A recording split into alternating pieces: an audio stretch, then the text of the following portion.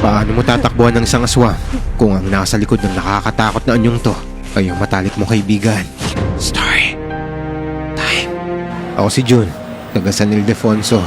Meron akong matalik na kaibigan noon, si Moymoy. Mas bata siya sa akin ng 3 taon at 5 taon na ang nakakalipas mula nang lumuwas ang pamilya namin pa Maynila. Naalala ko pa nga na mag-iyakan kami sa likod ng lumang kapilya bago ako umalis noon. Sabi ko sa kanya, ako ang kuya at ang best friend niya at walang iwanan hanggang sa dulo. Nangako pa nga ako na babalikan ko siya kapag nakaipon ako at nangako rin siya na hihintay niya ako.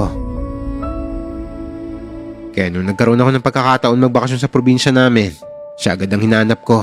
May dala pa nga akong bagong sapatos para sa kanya kasi hilig niya magbasketball kahit nakayapak lang siya dati sa semento.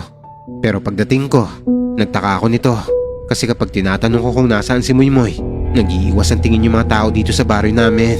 Sabi sa akin ni Mang Raul, lumipat na raw si Moymoy sa pinakadulong dampa, doon malapit sa gubat, simula nang mamatay ang lolo niyang si Moring. Nung unang beses ko siya makita sa palengke, halos hindi ko siya mamukaan. Ang putla niya na kasi, ang lalim ng mga mata, tapos ang haba ng buhok niya. Tinawag ko pa nga siya nito dahil na-excite ako makita siya. Kaso nagulat siya sa akin kasi imbis na yakapin o batukan niya ako tulad ng dati, nakita ko yung takot sa mukha niya. Tapos tumakbo siya palayo na parang nakakita ng multo. Dahil sa ginawa niyang to, ay medyo nasaktan ako. Kasi akala ko, kinalimutan niya na yung pinagsamahan namin Akala ko galit siya sa akin ito dahil ang tagal kong nawala. Kaya isang gabi, sinundan ko siya papunta sa kanila. Gusto ko siyang kausapin ng lalaki sa lalaki para magpaliwanag. Pero sana pala hindi ko na lang to ginawa kasi dito ko nakita ang lahat. Kasi ng mga oras na to, nakita ko kung paano humaba at tumuli sa mga kuko niya.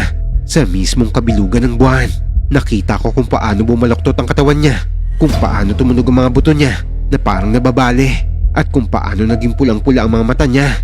Tapos nakita ko yung baboy ramo na dugo ang nakahandusay sa paanan niya habang pinupunit niya yung laman nito gamit ang sarili niya mga ngipin.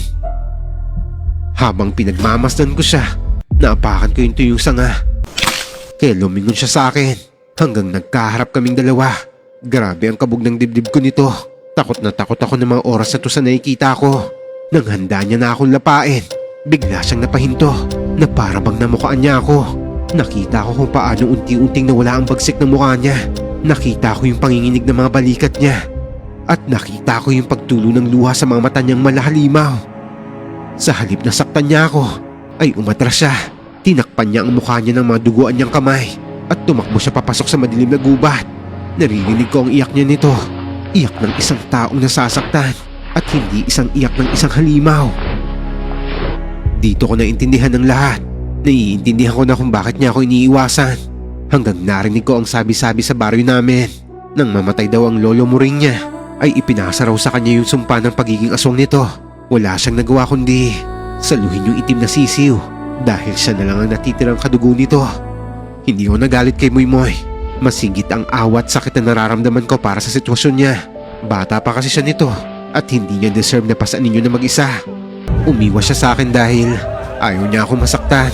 Lumayo siya para protektahan ako sa sarili niyang halimaw. Dito ko naisip na kahit naging aswang na siya, yung kaligtasan ko pa rin ang iniisip niya. Bumalik na lang ako sa Manila nito at hindi ko na siya pinilit na mag-usap o magkita pa kami.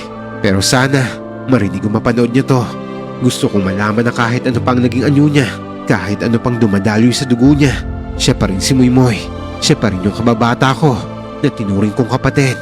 At gusto ko rin malaman yung lahat na hindi lahat ng aswang sa dilim ay gustong manakit.